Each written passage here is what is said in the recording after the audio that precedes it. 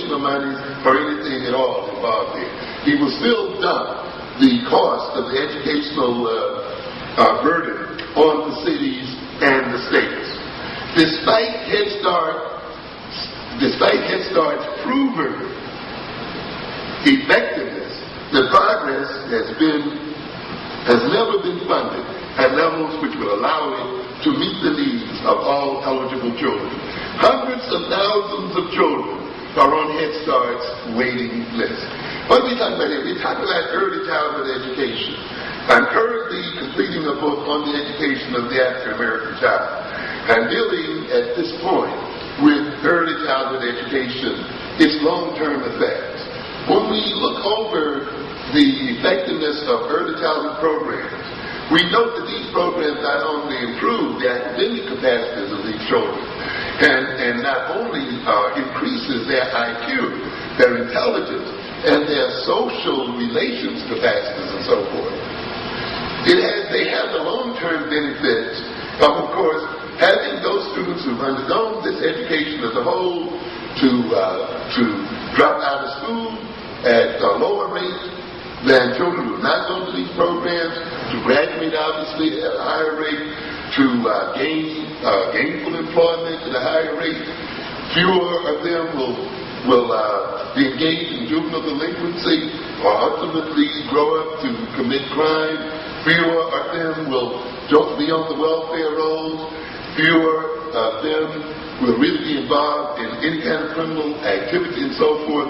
In other words, we find that investment in early childhood programs pays off both academically and socially, and pays off in terms of pro-social behavior on the parts of those people who attend those programs. Yet this government has chosen not to fund or to drastically underfund those early childhood programs. Over 86% of American children from all income groups are educated in the public school system. Yet the public schools are failing to educate. Poor teens are 4 times as likely to have poor basic skills as are teens with family incomes above poverty. Yet we have a nation that does not make a national policy of seeing to it that none of its families fall below the poverty line. A negative income tax or other kinds of policies could be used so that we could ensure that no family in the society falls below the poverty level. Yet, believing in laissez-faire capitalism and Reaganite conservatism, we permitted them, the leaders of this nation, to project a careless attitude toward the population and therefore abuse our people and create criminality in our people in the name of so-called the market economy. Among teens living in poverty, more than 6 out of 10 black teens fall in the lowest quintile of the skills group. That is the lowest 20%. Youth who by age 18 have had the weakest reading and math skills are 8 times more likely to have children out of wedlock. So what we talk about here, these children we undereducate, these children we miseducate, these children whose early education is not invested in are also those people who will grow up to have the most children themselves. As a matter of fact, they are the group that's essentially keeping the race alive. Yes, because us middle classes don't have many children, if we haven't any at all. We don't really reproduce, hardly our own class.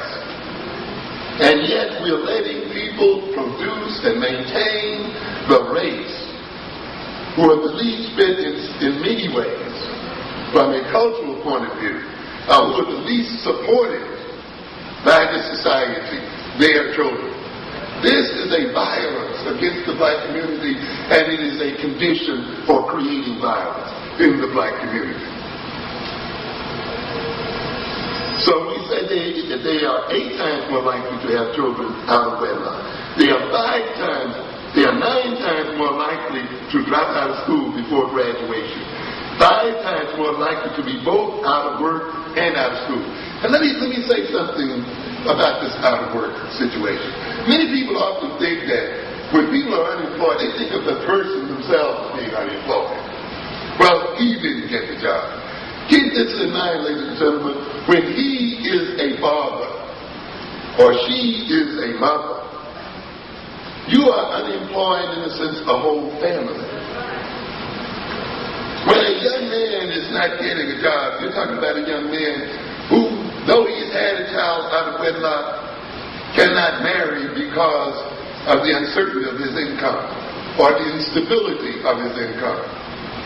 Not only then is he reluctant to marry, or is the woman reluctant to marry him because she doesn't see any material gain as a result of marrying him, or the system organizes its support to her in such a way that says, in a sense, you have to keep them outside in order to get minimum support.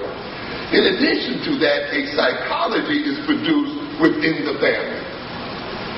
When a man is unemployed or a woman is unemployed, there is a psychological dynamic that develops in the family. The man's dealing with his own masculinity, his own inability to provide for his family, is concerned with his authority, which is based on his ability to provide. The attitude often of the woman, he's still thinking often that he should be the final word and the final authority, until one day she tells him, I'm earning the money in here. And I'm the one who's responsible for keeping this family alive. So, he has to sit back. Now, out of that, of course, often comes a man who's going to insist that he's the last word, and often may insist in a way that brutalizes or abuses the wife and creates all kind of psychological abuse within the family itself. What am I saying here then? In a system that does not provide for the employment of this population and does not support those that are unemployed due to no fault of their own, that system creates negative family dynamics. It creates stresses within family systems. It creates stresses within communities. It creates traumatic relationships between people. And out of these stresses and confusions and uncertainties and so forth arises violence. And that violence is going to occur within that family, within that community, within that race. And then we'll have the outside community saying that this family or this race or this group is violent innately, that we have nothing to do with it. We have here then that these youth who are out here dropping out of school and so forth are 4 times more likely to be forced to turn to public assistance for basic income support. Young women with 4 basic skills, whether black, white, or Hispanic, are more than 3 times as likely to be talented as those with average or better skills. 18 and 19-year-old men with 4 basic skills are 3 times as likely to be fathers as those with average basic skills. The federal Chapter 1 compensatory education program supports remedial education programs serving poor children, but this cost-effective program, that is, if you invest on the front end of these children's education, these children will come to contribute to the society and cost the society far less than not investing. But we have a system here, and we have a state here that is paying now almost $50 million a month for prisons, and yet will cut the budgets in schools, as we see in New York City, will cut budgets in city universities and its universities and schools, particularly now that they are black,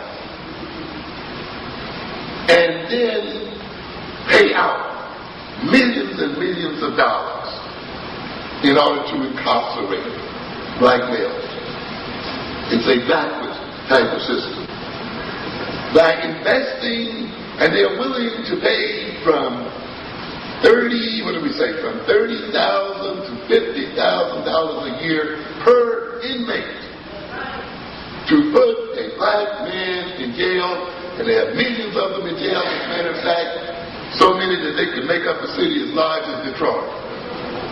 They're willing to make that kind of investment, but will not invest $4,000 a year for a child and reap the benefits thereof, which lets you know, ladies and gentlemen, that there is a deep factor of racism involved in the way the government dispenses its income. Time is going rapidly here. Let's see then. So they fund these programs to only about for only half of the low-income students in need of its assistance.